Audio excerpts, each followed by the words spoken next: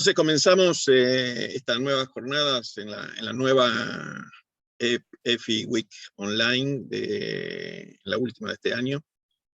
Y tenemos en esta primera presentación, hoy martes, dos libros. Uno del economista Federico González Rouco, que ahora voy a contar algunas cositas de él y de su libro. Y por el otro lado, después lo vamos a tener a Iván Carrino también con su nuevo material que está presentando en el día de hoy. Pero bueno, vayamos a lo de Federico. Federico, ¿cómo te va? Buenas tardes, gracias por participar. Gracias. Y Federico es un joven economista, pero nos conocimos en el 2017, en un momento presentando el primero de sus libros.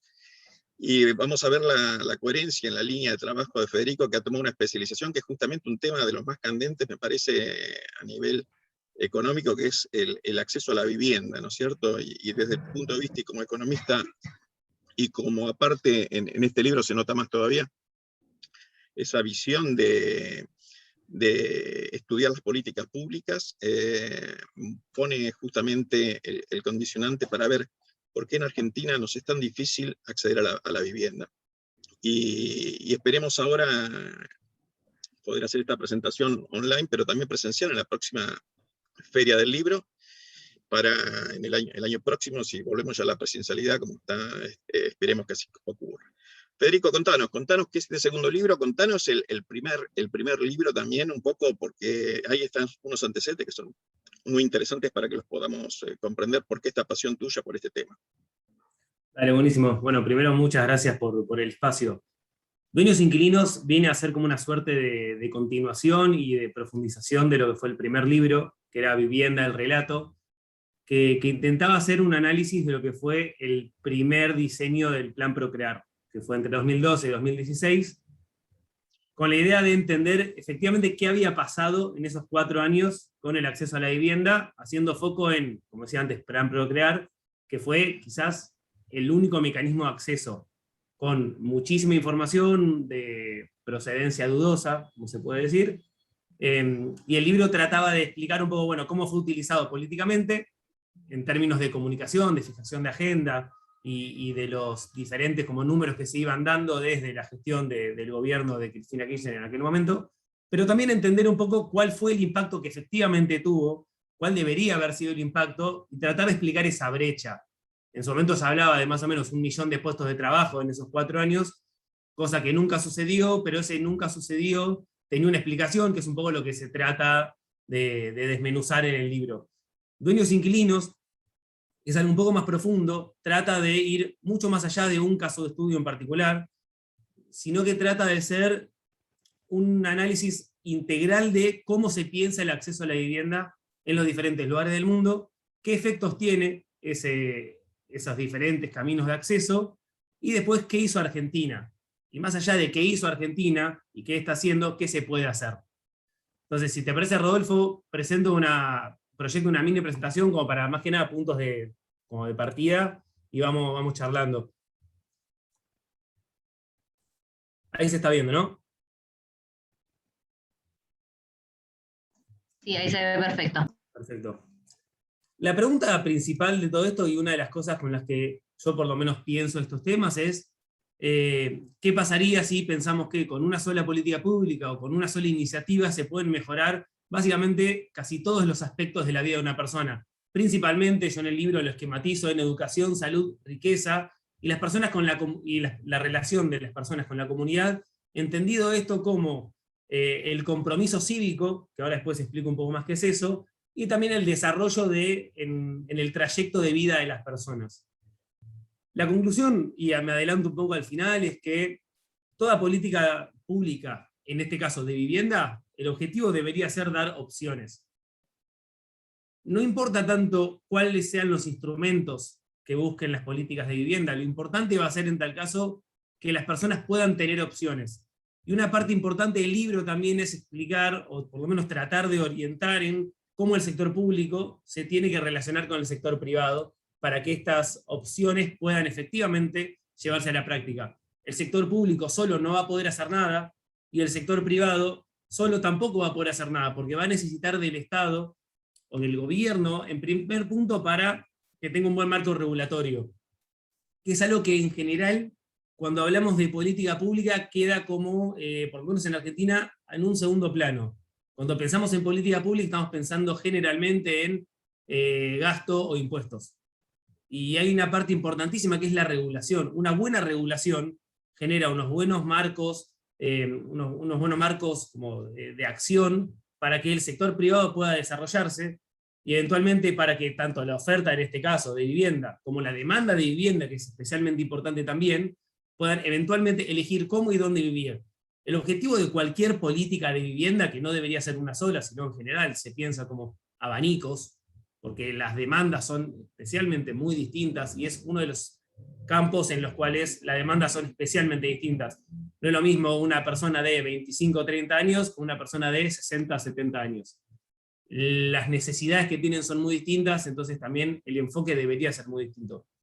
El objetivo principal es que haya opciones para que la vivienda se vaya adaptando a la persona y no la persona a la vivienda. Si estamos en una situación en la que la persona se adapta a la vivienda durante mucho tiempo, estamos ante un problema. Eventualmente todo eso va a generar un montón de inconvenientes en salud, salud física, salud mental, acceso a educación, etcétera, que es un poco lo que ahora voy a desarrollar. Las principales 3 preguntas que trato de contestar en el libro son, bueno, ¿qué se suele hacer? ¿Qué hacen los otros países? ¿Qué hacen bien y qué hacen mal? Y lo que hacen bien, ¿qué resultados tuvo? Y lo que hacen mal, ¿qué resultados tuvo?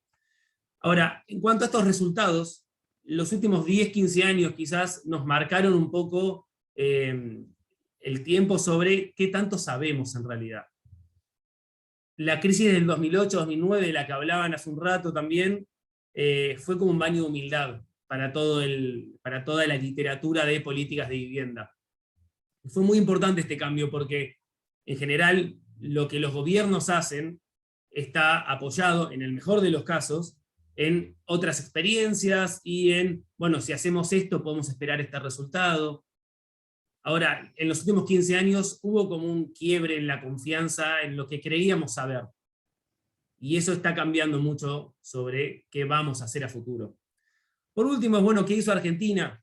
No existe, la política de vivienda no es un campo muy profundizado en la historia argentina. No hay mucho sobre qué se hizo, quién, cómo, qué resultados tuvo. Acá lo que trato es de ordenar un poco esa discusión al menos. Entendiendo que política de vivienda es como es un submundo dentro de la política habitacional que está dentro de la política de planificación o desarrollo urbano. Yo me enfoco en un tema más chiquito, quizás, que es la política de vivienda y el acceso a la vivienda, pero que hasta ahora estaba poco explotado, principalmente para Argentina. En términos de qué se suele hacer, hay como 2 grandes grupos, que esto está cambiando con el tiempo, pero hoy podríamos pensar en 2 grandes grupos. Uno es fomentar la propiedad y el otro es facilitar el alquiler.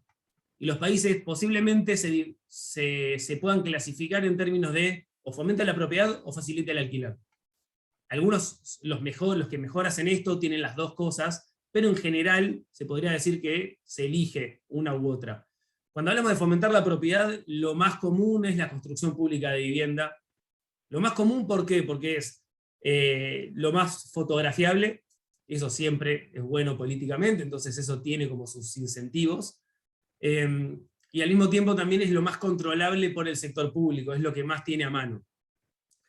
Acá hay diferentes alternativas, la más común es que el Estado financie la construcción a través de licitaciones o del sector privado, y después con esas viviendas las entrega al sector privado a familias, con diferentes esquemas, puede ser directamente regalada, o puede ser con algún financiamiento blando, o con un financiamiento de mercado sin ninguna asistencia en el medio.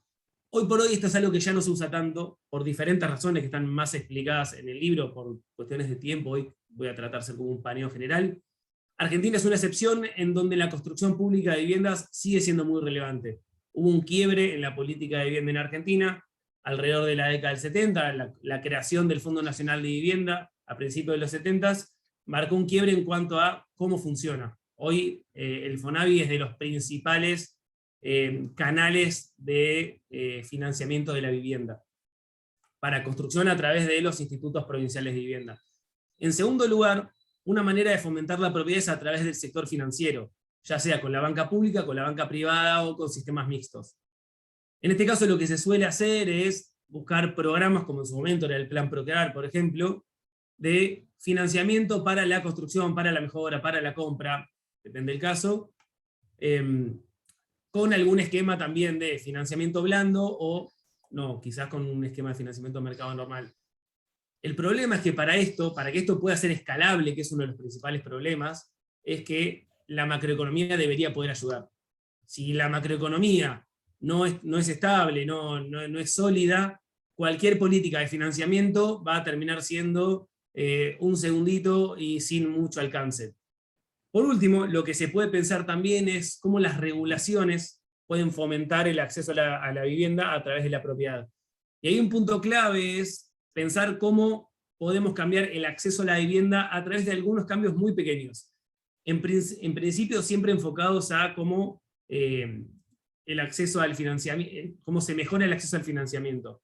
Y acá marco 3 ejemplos nada más. Uno es la creación de unidades indexadas, como en nuestro caso es la UBA, pero la UBA argentina es una copia o un intento de importar algo que en Chile funciona hace casi 70 años, en Bolivia, en Uruguay, en México, en Colombia funciona hace 5, 10, 15, 20 años, depende del caso, y en todos casos funciona, con matices, con algún esquema diferente, con algún complemento, pero en todos los casos más o menos funciona. Prueba de que funciona es que hoy todos los países que mencioné tienen mercados de crédito hipotecario y acceso a la vivienda a través del crédito de entre 4 y casi 30 veces más grandes que el nuestro. Hoy Argentina tiene un crédito hipotecario que equivale al 1% de toda la economía, cuando en Chile estamos hablando del 27%. Otro punto es adaptar los sistemas financieros a la demanda de crédito. Y no solamente a la demanda, sino a las personas que demandan ese crédito.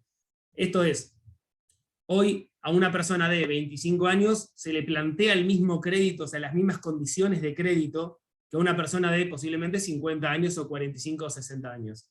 Esto es un problema, porque posiblemente la persona de 25 años pueda destinar una porción mayor de su ingreso, porque tiene menos gastos fijos, en general, en promedio obviamente, pero tenga menos ahorro. Mientras que, al contrario, la persona más grande quizás, que ya está en una etapa más adulta de su vida, tenga más ahorros acumulados, sobre todo si está proyectando un crédito hipotecario, pero al mismo tiempo posiblemente tenga una menor capacidad de destinar una parte de su ingreso. Entonces, pensar el sistema financiero enfocado a quienes demandan y a incorporar las condiciones de esa persona que demanda es hiper relevante para entender también cómo hacer para tener más crédito y personalizar el crédito hipotecario. Pensemos que el crédito hipotecario es quizás la revelación de preferencias de mayor largo plazo que puede tener una persona. Cuando una persona está queriendo sacar un crédito hipotecario, está apostando a algo que va a durar 20, 25, 30 años en un buen escenario. Que haya crédito hipotecario implica que hay un horizonte de 20, 30 años. Si no hay un crédito hipotecario, posiblemente es una consecuencia de que no haya horizonte. Entonces, mejorar el horizonte, mejorar la macroeconomía, permite fomentar la propiedad. ¿A qué voy con esto? Todo lo que estamos hablando hoy se debería apoyar en una macroeconomía muy estable. Segundo lugar, y ya en términos más de lo que está pasando hoy por hoy, hace muchos años, sobre todo en Europa y Estados Unidos, en América Latina está empezando recién ahora, es un poquito más complejo, es entender al alquiler como un mecanismo de acceso a la vivienda sólido, deseable, y no necesariamente de segundo orden. En este caso, lo más importante es pensar, bueno, la oferta de vivienda para alquiler debería estar orientada a quienes demandan. Y la respuesta básica entonces a esto es, bueno, que la construcción sea solo aquella que es necesitada por los hogares que alquilan. Esto tiene algunos problemas, en general también se sabe que cualquier construcción de vivienda es buena, obviamente si se puede orientar con algún beneficio, o es más, pero lo importante es que el sector privado acá va a estar buscando el negocio. Entonces, mejorar la demanda de vivienda automáticamente hace que mejore la oferta de vivienda, porque hace que esa oferta nueva tenga una demanda.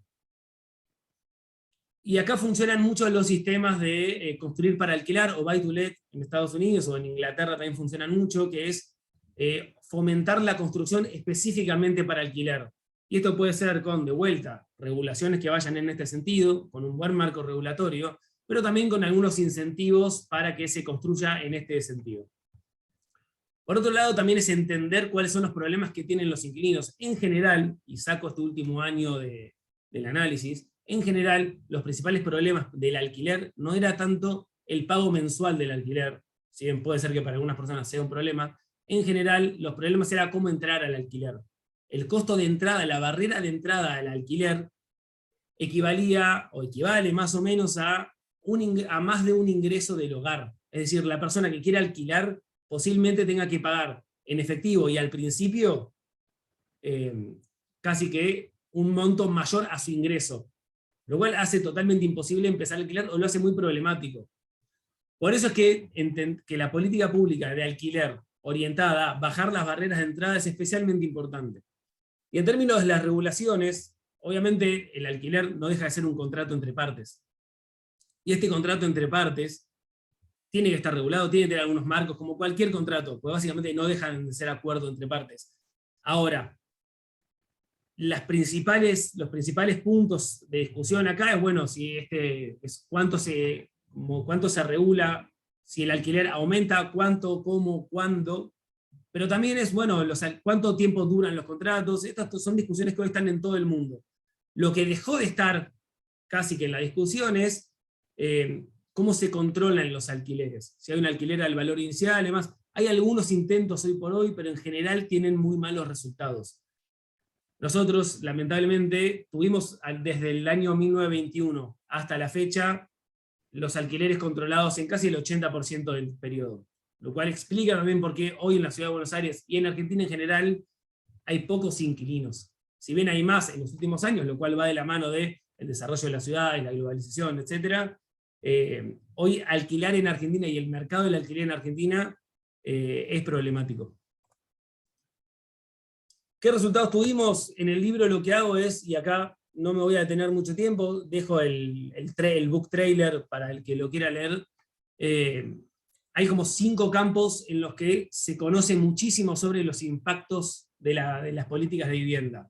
Y esto es en términos de si mejora o no la salud física, si mejora o no la salud mental, qué políticas de vivienda mejoran o empeoran la salud física o mental, no todas son iguales.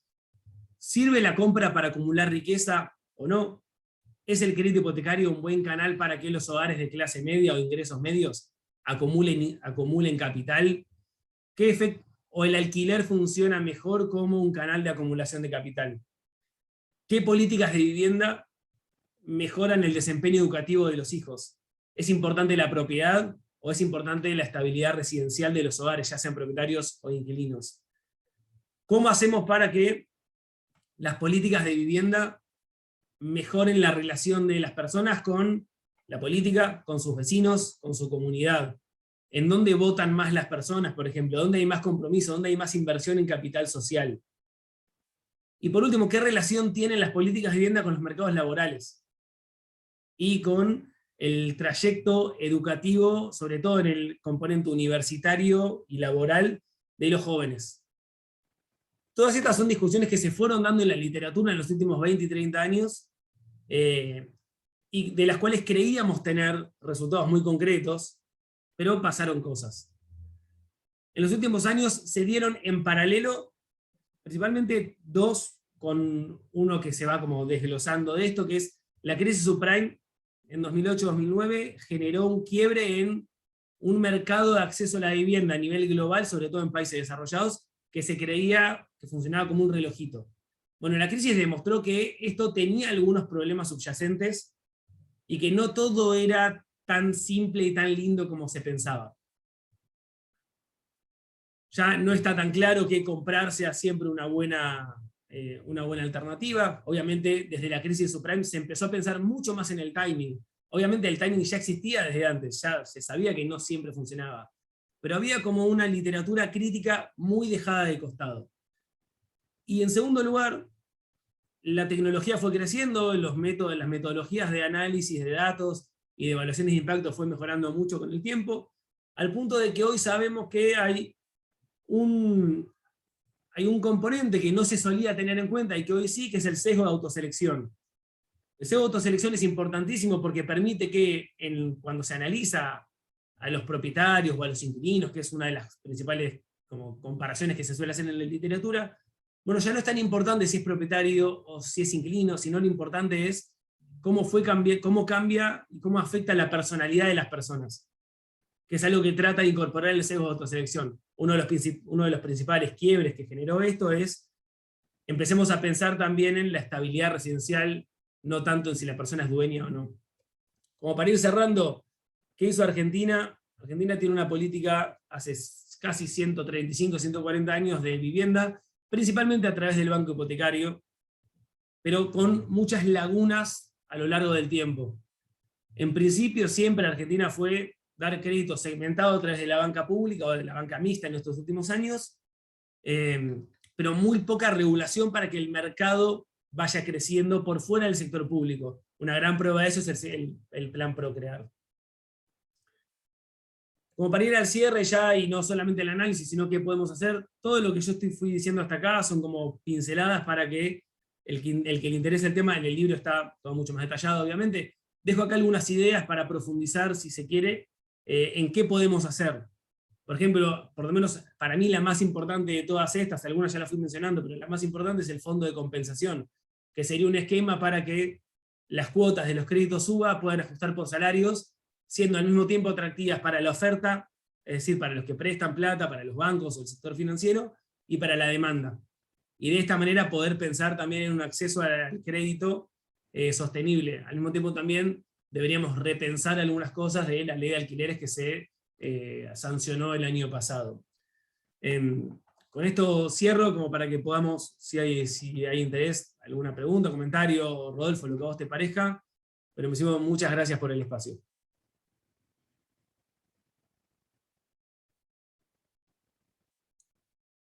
Perfecto, Federico.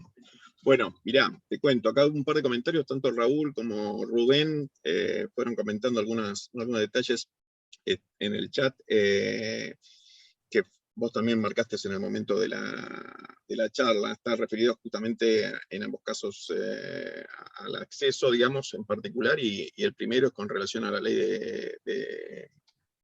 de alquiler, que me parece que es el gran fracaso de los últimos tiempos acá en Argentina, ¿no es cierto? ¿Cómo lo ves vos eso? Sí, claro, la ley de alquileres del año pasado vino a actualizar una legislación de alquileres que no se modificaba desde mediados de los 80, con lo cual tiene sentido pensar en que hacía falta alguna modificación. El punto, creo, es que más allá del contenido de la ley vino en un momento muy complicado. O sea, pensemos que la ley venía a regular o a modificar algunos aspectos de los alquileres en un momento en el que veníamos de una inercia en cuanto a los alquileres que venían cayendo hace mucho tiempo, y sobre todo en 2018-2019, falta de crédito hipotecario, un congelamiento de alquileres que comenzó cuando fue la pandemia, a fines de marzo del 2020, y encima la ley de alquileres, que tiene muchas modificaciones, pero específicamente creo que hay algunos puntos de la ley que son más discutibles que otros. En ese sentido, se fue dando como una tormenta perfecta que complicó mucho el acceso al alquiler. Entonces, por eso creo que hoy es importante modificar los aspectos que en su momento generaron problemas de la ley de alquileres. Creo que claramente lo que se pensaba como una buena intención en algún primer momento terminó fallando. La situación que estamos viendo hoy en parte se explica por la ley de alquileres. Totalmente. Vos ves que en realidad parte de la ley de alquiler es parte del otro esquema que marcaste en la presentación, que es la macro, ¿no? O sea, la macro argentina nos ajusta. Vos tenés sistema de ajuste de los préstamos que son incompatibles con la vida económica que tiene una persona que tiene que por lo pronto llegar a la primera vivienda, ¿no es cierto? La típica, por dónde sube más rápido, ¿no? Sí, pues seguramente, por eso también creo que el año pasado fue un muy mal año para sancionar una ley de alquileres. O sea, venías ya con varios factores que de por sí iban a ser problemáticos para el acceso a la vivienda. Encima, con una macro muy complicada por la pandemia, pues no nos salimos, la ley de alquileres se sancionó a mediados del año pasado. casi que uno de los peores momentos de la pandemia, con una macro totalmente rota, ni siquiera se había hecho el acuerdo con los acreedores. Argentina estaba virtualmente en default en aquel momento. Con lo cual, digo, pocos momentos más complicados de la macro argentina en los últimos años, con una pandemia, para hacer una ley de alquileres, que es algo que afecta al 20% de los hogares de todo el país. Son 2,4 millones de hogares inquilinos. Digo, era como un momento complicado para alargar eso también. No sé si había mucha necesidad de hacerlo específicamente en ese momento. Por otro lado también, el alquiler funciona como un complemento del acceso a la compra, que es un poco lo que hablábamos antes, ¿no? Ahora, el acceso a la compra también está muy complicado por el desfasaje que hubo en estos últimos años entre el salario en dólares y el metro cuadrado. Si bien el metro cuadrado está bajando, y está bajando fuertemente en estos últimos 2 años, 3 años, el salario en dólares está bajando más todavía. Porque en los últimos 2 años el dólar pasó de 60, 80 pesos a 200. O por lo menos el dólar al que pueda acceder la gente que eventualmente va a comprar una vivienda. El Banco Central encima no entrega los dólares, o como complica mucho el funcionamiento y la liquidez del mercado financiero. Entonces sí, hoy estamos como en un problema, en un momento complicado de acceso a la vivienda, totalmente. Perfecto. Sí, sí, ese desfasaje entre macro y la micro del tema hace que casi sea imposible de llevar adelante por más regulaciones que le pongas, porque la regulación en el fondo no puede corregir estos problemas, ¿no? Sin embargo, así todo, hay regulaciones que igual en cualquier momento son buenas. O sea, más allá de que obviamente la macroeconomía estable es sobre lo que siempre hay que apoyarse y es como el principal objetivo, lo cual funciona para todo en realidad. Una política educativa con una macro totalmente rota también es más complicada. La macro estable funciona como apoyo de todo. Por eso también es macro, o sea, funciona como apoyo de todo. Ahora, así todo, hay algunas cosas que se podrían pensar para por lo menos funcionar a pesar de la macro. Eso creo que deberíamos tenerlo en cuenta también. Si nos quedamos en que la macro no ayuda, al mismo tiempo es como medio simplista porque decir, bueno, no hay nada para hacer. Yo creo que hay cosas para hacer. No alcanza, o no va a ser no vamos a llegar al 100% de la solución, pero por lo menos es un buen camino para tomar. Perfecto, Fede. Bueno, te agradezco mucho el esfuerzo, la presentación, este nuevo libro que realmente es la continuidad de un trabajo, de un pensamiento en este tema, que no hay mucho, ¿eh? La verdad, yo digo, esto es una cuestión original, porque se habla mucho, pero poco se ponen a estudiar realmente el tema, y esta es una gran virtud que tenemos en este momento con este tema. Te voy despidiendo. Los interesados en el libro lo van a encontrar acá en el WhatsApp, pueden pedirlo directamente, y los que quieran entrar en contacto con Federico también pueden pedir el contacto que se lo podemos pasar, porque bueno, esto estamos trabajando pensando siempre en cómo poner al autor en contacto con los interesados para seguir el trabajo de investigación. Y te agradezco mucho, Fede, y estamos en contacto. Ya lo tenemos acá Muchas gracias. a Iván. Iván es otro de nuestros autores que ya no es la primera vez que está con nosotros acá en la Expo EFI, estuvo en la presencial y en la virtual también, así que, pero ahora con un nuevo libro, Iván, parece que el encierro te agarró y empezaste a trabajar sobre el tema de qué es la gran desproporción, la economía y la política de la pandemia. ¿Cómo viste ese tema? ¿Cómo salió este libro? ¿Qué te parece? ¿Cómo has vivido el encierro, digamos? Hola Rodolfo, muchas gracias, buenos días, buenas tardes para todos. Bueno, efectivamente, el coronavirus y las políticas destinadas a mitigarlo o a cancelarlo, después podemos discutir de qué se trataron esas políticas, pero me agarraron haciendo mi trabajo académico, intelectual y de divulgación que realizaba semana a semana. O sea, me agarró escribiendo, me agarró analizando la economía, me agarró una situación económica a nivel país que era, por supuesto, muy complicada después de 2018 y 2019.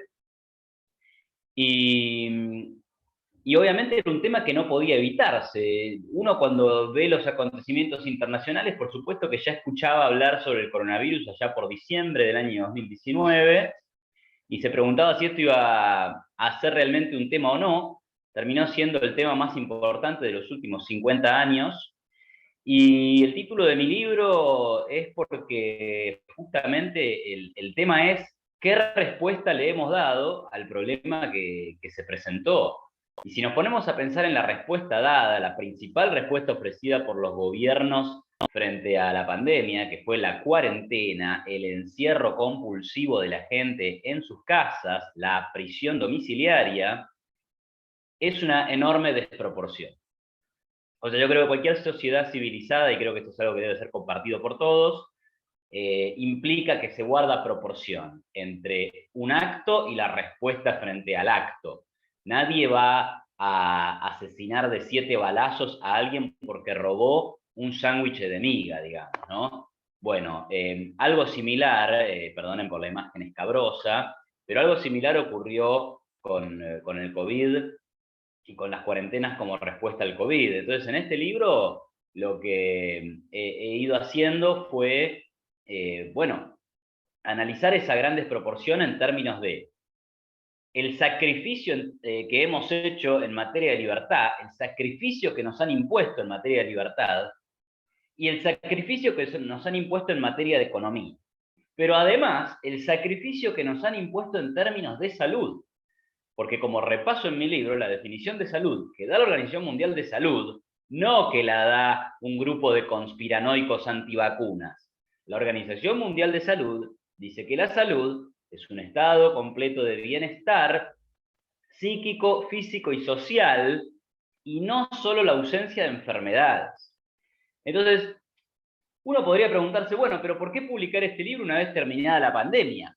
Porque creo que hay que decirlo con certeza, que la pandemia está terminada. Hay un virus endémico hoy con el que vamos a convivir de acá al futuro. Pero la pandemia, como fenómeno de una enfermedad incontrolable que contagia con altísimos niveles de letalidad, eso se ha terminado. ¿Por qué escribir este libro? Bueno, primero porque, como decía, es un hecho que ha marcado los últimos 50 años.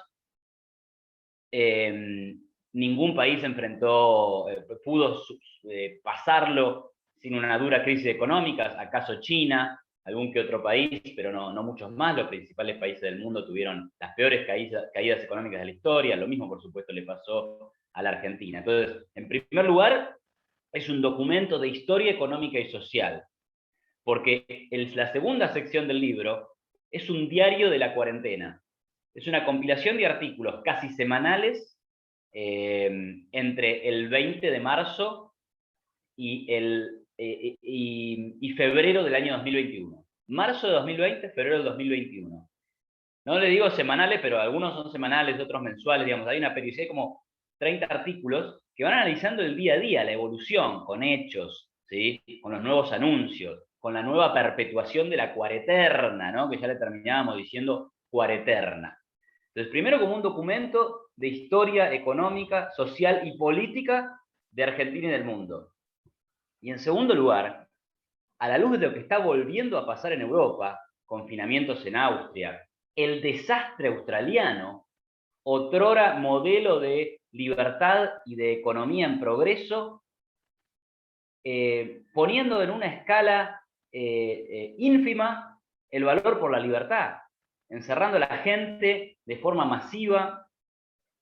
Entonces, a la luz de lo que está ocurriendo, que parece que ya ni la vacuna es suficiente, hay altísimas tasas de vacunación en el mundo en general, y sin embargo, no es suficiente como para que los gobiernos dejen de acudir a este garrote, este palo que encontraron en el año 2020, que fue el de encerrar a la gente para intentar bajar el riesgo de contagio a algún lugar cercano a cero, lo que a todas luces, como diría el biólogo Eduardo Bolovelsky, argentino, investigador del CONICET, en su libro, también sobre el tema, que a todas luces es un mandato de obediencia imposible.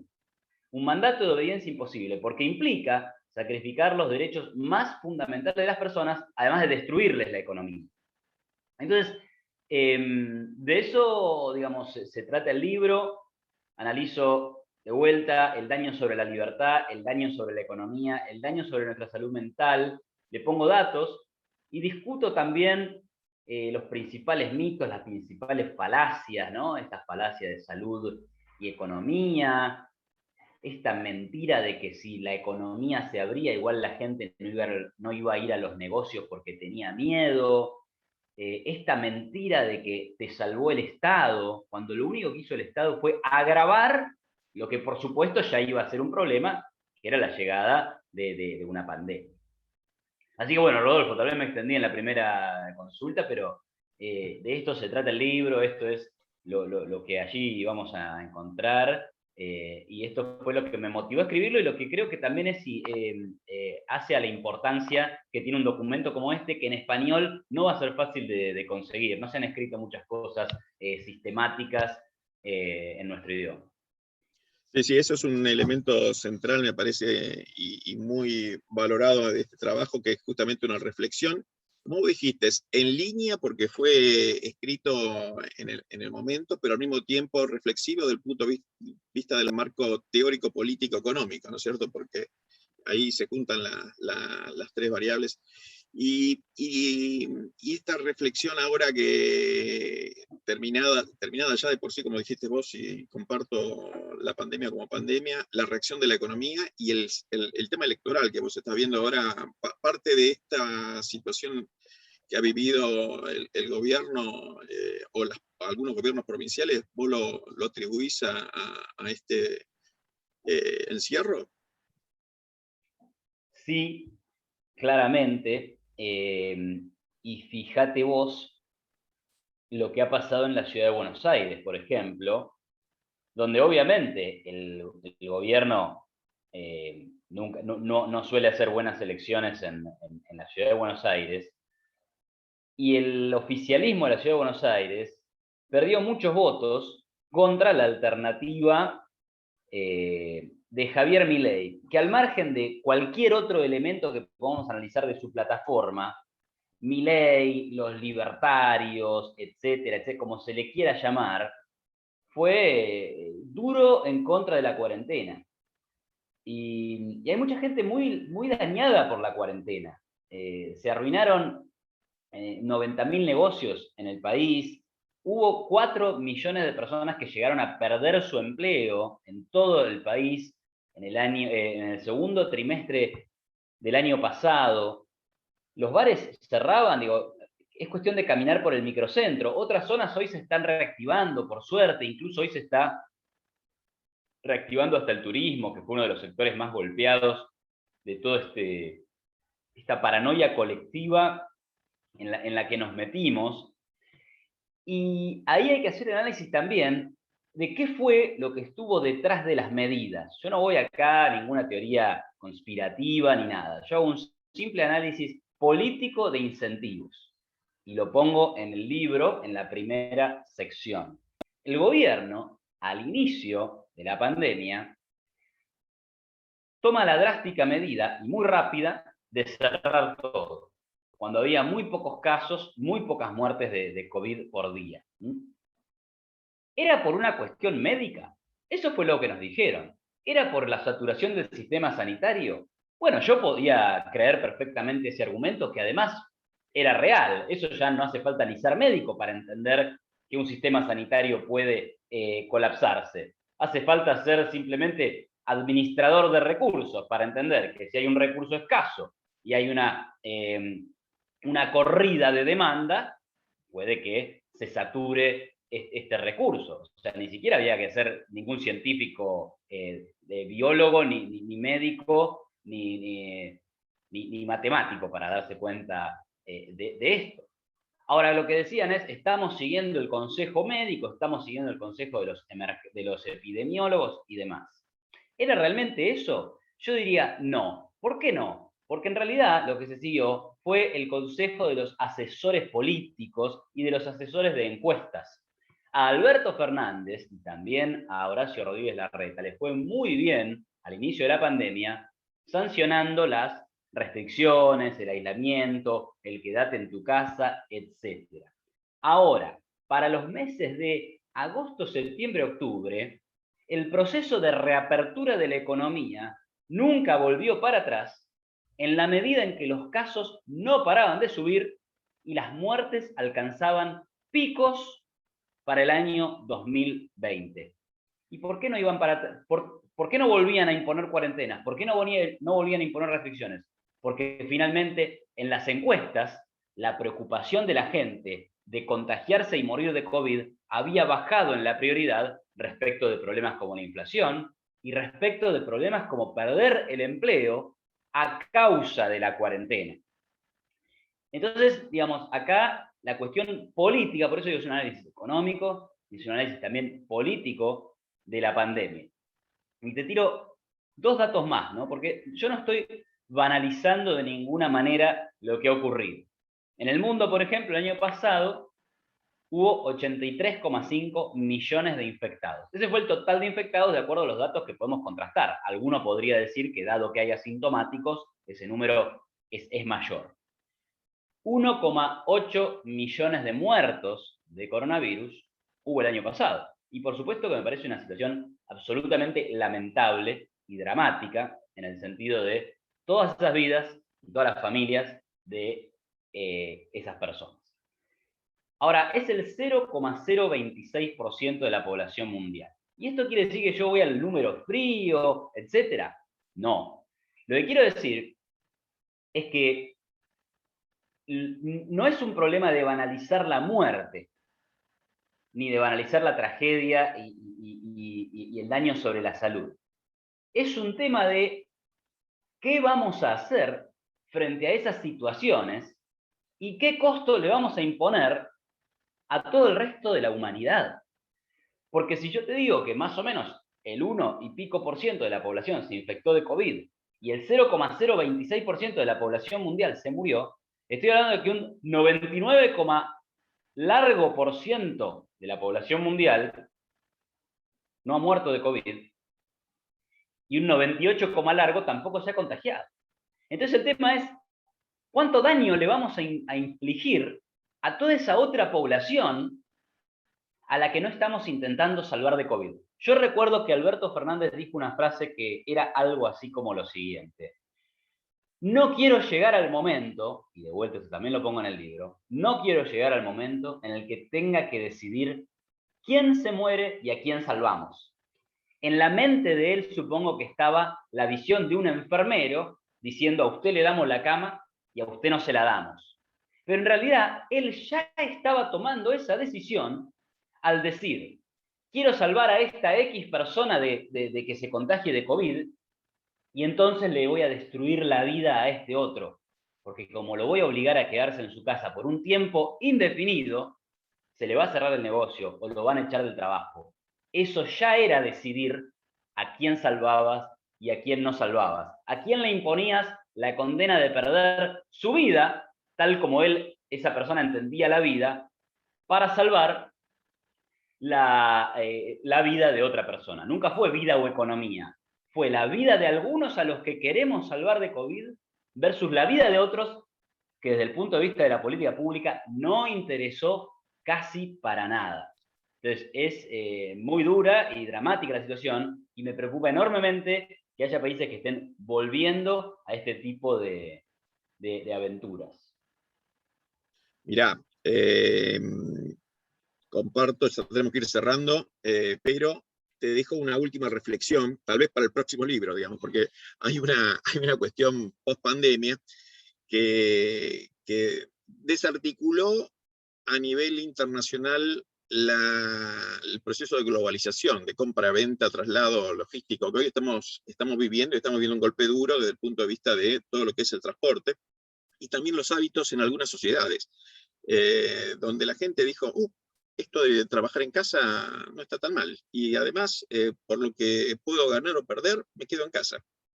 Entonces, cortito, ¿cómo ves eso, lo que está planteándose hoy en Estados Unidos, en Canadá, en algunos países desarrollados, hasta mismo Argentina, te diría, que vamos perdiendo ese grado de desarrollo, digamos? Y por el otro lado, cómo estamos viendo el impacto hoy del aumento de precios, básicamente de los costos de transporte, ¿no es cierto? Que también hay un desequilibrio ahí. Sí, Bueno, creo que ahí tocaste el tema este que se está hablando de, ¿no?, de los cuellos de botella y las supply chains, los problemas de las cadenas de suministro, que es, lo quiero hacer sencillo, ¿no? Pero durante la crisis del petróleo, años 70, la inflación en el mundo estaba rampante. Y dijeron la culpa es del petróleo. Mentira, lo que había pasado es que habían hecho por 30 años, Estados Unidos y los países europeos, una política de gasto público deficitario con emisión monetaria para financiarlo. Y eso derivó en la crisis inflacionaria de los 70, a la que se sumó el aumento del precio del petróleo. Entonces ahora de vuelta están soslayando las causas monetarias de la inflación. Estados Unidos, no quiero decir el dato impreciso, pero entiendo que ha duplicado la base monetaria. Yo tendría que revisar el dato. Ha duplicado la base monetaria. Y ahora Biden dice que el problema son las cadenas de suministro. Por supuesto que las cadenas de suministro quedaron dañadas porque cuando vos imponés cuarentenas, hay negocios que mueren y tardan en recuperarse y reinsertarse en el sistema. Y esto, digamos, la combinación de eso, que es obviamente una menor oferta de productos, producción y logística y servicios, pero se tiene que combinar con la mayor demanda estimulada por tasas ultra bajas en todos los países desarrollados y en todos los países emergentes de América Latina, por ejemplo, también, y aumentos del déficit fiscal y de la deuda pública, que eventualmente en mercados secundarios también terminan estando financiados con emisión monetaria. Entonces, ahí es donde tenemos el problema de la inflación actual. Y de último, respecto de los cambios de hábitos, me parece que eso debe ser bienvenido siempre que se trate de fenómenos voluntarios en donde las empresas, en vistas de la mejor situación de sus empleados, elija que eso es lo mejor para su productividad y entonces me parece que sí, que puede tener ese efecto también la pandemia, haber mostrado que, bueno, que podemos trabajar más en formas más flexibles. Si se quiere, se podría hacer un granito de cosa buena en medio de tanta malaria. Perfecto. Bueno, acá hay, comparten a través del chat tu opinión, tanto Jeremías como José. Y también estamos diciéndole a la gente que aquellos interesados en tener tanto dueños o inquilinos de Federico como La Gran Desproporción de Iván Carrino, pueden hacerlo a través del WhatsApp al 11 31 66 26 86. Y también si quieren entrar en contacto con Iván o con Federico, también pueden escribirnos ahí, nosotros le vamos a suministrar el contacto. Así que bueno, Iván, mil gracias como siempre. Ya dejamos el tema para el próximo libro, así que estamos ya pensando en la nueva economía y vamos viendo cómo terminemos de superar esta crisis que nos dejó muy marcado todavía, ¿no? Muchas gracias, Rodolfo. Saludos para todos y un gusto haber estado aquí. Bueno, los dejamos. Mañana seguimos a la 1 también.